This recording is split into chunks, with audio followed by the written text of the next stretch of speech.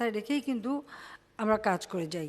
শুধুমাত্র দেশকে এগিয়ে নিয়ে যাওয়াই আওয়ামী লীগের লক্ষ্য নয়, বরং ভবিষ্যতে দেশ কিভাবে অগ্রগতি ধরে রাখবে এর দিক নির্দেশনাও দিয়ে যাবেন বলেও জানালেন তিনি। আওয়ামী লীগ যেহেতু জাতির পিতা বঙ্গবন্ধু শেখ মুজিবুর রহমানের নেতৃত্বে এই সংগঠনই এই দেশের স্বাধীনতা এনেছে, তা যে আমরা যখন সরকারে আছি আমাদের দায়িত্ব হচ্ছে যে দেশটা শুধু বর্তমানেই না, আগামী দিনের নতুন প্রজন্মের জন্য কিভাবে এই দেশটা এগিয়ে যাবে, কিভাবে চলবে, সেটাই আমাদের এখন থেকে আমরা প্রস্তুতি নিয়ে রাখবো বা আমরা নির্দেশনা দিয়ে দেব। Rezwan Faiz, ATN news, Dhaka. এতক্ষণ দেখছিলেন আজকের বিষয় নিয়ে এটিএন নিউজে প্রচারিত প্রতিবেদনটি। চলুন এবার দেখে আসি প্রধানমন্ত্রীর এমন বক্তব্য নিয়ে কি বলছেন সাধারণ মানুষ। আমাদের মাননীয় প্রধানমন্ত্রী এই করোনাকালীন সময়ে যে পদক্ষেপ নিয়েছে অন্যান্য দেশের তুলনায় অবশ্যই অনেক ভালো। অন্যান্য দেশে যে অবস্থা, মনে করেন যে ইউরোপে বড় বড় কান্ট্রিগুলোতে তাদের যে অবস্থা, তারা কিন্তু সেভাবে কন্ট্রোল করতে পারে না। কিন্তু আমাদের মাননীয় প্রধানমন্ত্রী যে উদ্যোগটা নিচ্ছে বর্তমান সময়ে আসা এই করোনা বিষয় নিয়ে, অবশ্যই এটা প্রশংসার দাবিদার।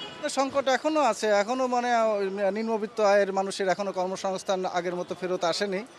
তো এই দিকে আমার মনে হয় আরেকটু দৃষ্টি দেওয়া উচিত। উনি শুধু খাদ্য দিলেই তো আর সমস্যার সমাধান হয়ে যাবে না, আমাদের কর্মসংস্থানের ব্যাপারটা দেখতে হবে। আর আমরা যারা মধ্যবিত্ত, যারা ব্যবসা বাণিজ্য করি, আমাদের ব্যবসায় যে ধসটা নামছে, এর দিকে মনে হয় আরেকটু সচেষ্ট হলে ভালো হতো। প্রধানমন্ত্রীর ভূমিকাটাই সবচেয়ে বেশি বলে আমি মনে করছি।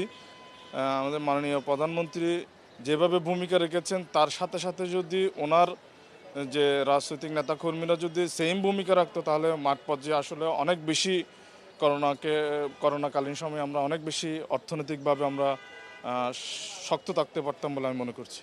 আসলে করোনাকালীন সময়ে মানুষের পাশে সরকার বিভিন্নভাবে আপনার ওই যে ত্রাণ, তারপরে আপনার ওই যে প্রণোদনা, যেগুলো ওই যে বেকার শিক্ষকদের বা মসজিদের বিশেষ করে একটি দৃষ্টান্ত স্থাপন করেছেন। ওই যে ইমাম মুয়াজ্জিনের যেগুলো প্রণোদনা, যেটা স্বাধীনতা উত্তর বাংলাদেশে এখনো পায়নি, সেটা মাননীয় প্রধানমন্ত্রী করতে পেরেছেন। এটা আমি মনে করি এটা একটি সফল প্রোগ্রাম করেছেন এবং এটা একটি সফল হয়েছেন তিনি।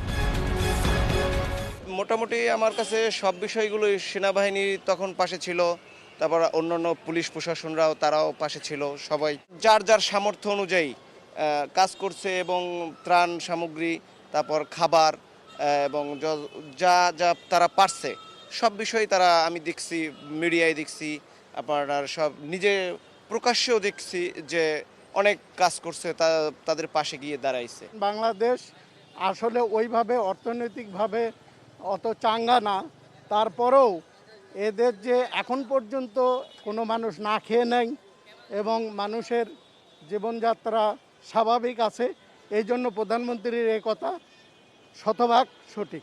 আসলে নেত্রী আমাদের, সে ঠিক আছে, সে জনগণের জন্য।